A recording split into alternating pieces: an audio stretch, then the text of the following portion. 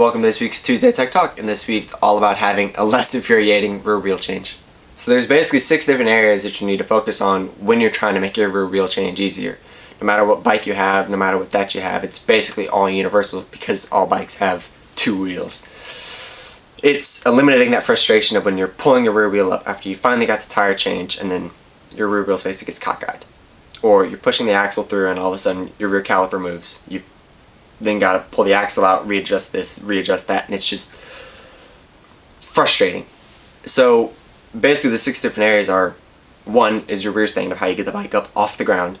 The other is the lifters of what the rear stand acts upon on the swing arm to get it up. The other is your rear wheel spacers, which keep the whole thing centered, your brakes, your chain, and then your axle. So one of the things that I always do whenever we get the bike back from an event at the track is I pull the rear axle out and then degrease the entire thing, making sure that you get all the grit, all the crud, all that stuff off if you weren't using a baking tray. So then you know that it's clean and you're not having anything else added to it. I'll then use a Scotch-Brite pad to make sure the thing looks mint, because I'm a nerd, and then I'll re-grease it with new stuff so then it's spinning as freely as it can be. You spend how much money on a motor, but you don't know how the rear wheel is spinning. So it's making sure all that's good, checking the threads, then you're eliminating doubt and all that. So one of the things that we do for my bike is we use GP lifters. It's different than what your stock bike normally has, of where your stock bike just has these spools that stick out of the end.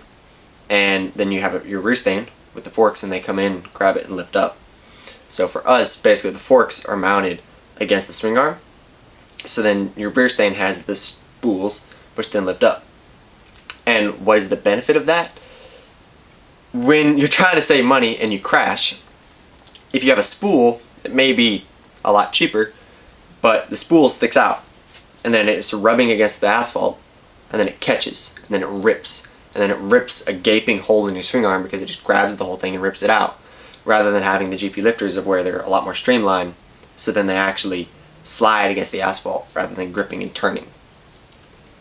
The other thing is they have these platforms built in, so then you can set the rear wheel on it while you're pushing it in the swing arm, so you're not having to hold this wheel in free air. The other thing that really helps on making your rear wheel changes easier, no matter what bike you have, is having captive wheel spacers. We get ours from Fast Frank, and they're really nice where you can just slide the wheel in and you're not having to worry about these spacers falling out. They're contoured and they lock into the dust seal, so they're not going to fall out.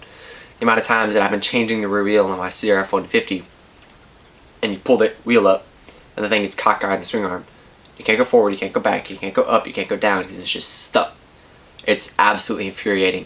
And if I were to have been doing that on the R6, I would lose my mind. So with these, they're really nice where they reduce drag by 71% and they're made out of 61. I don't know. The stuff doesn't really matter to me. To me, it's based on personal experience and the stuff that I've seen at the track, and they're absolutely fantastic. There are 2 other Fast Frank parts that we use on the rear section of my motorcycle.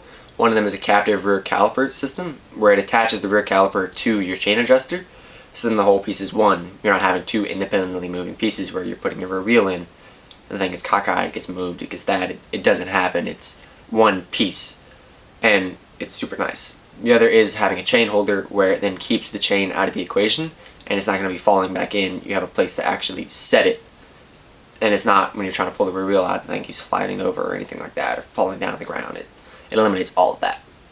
So at the end of the day, when you get everything else done, there are 2 other small things you can do that really help. One of them is chamfering your rear brake pads, and then the other is actually gluing in your rear sprocket bushings. So for us, we chamfer or bevel our rear brake pads, so then you can just slide the disc in. When you're trying to slide a 90-degree disc to a 90-degree pad, it just wants to sit on top, it doesn't want to go in. When you bevel the one, it allows the whole thing to just slide in.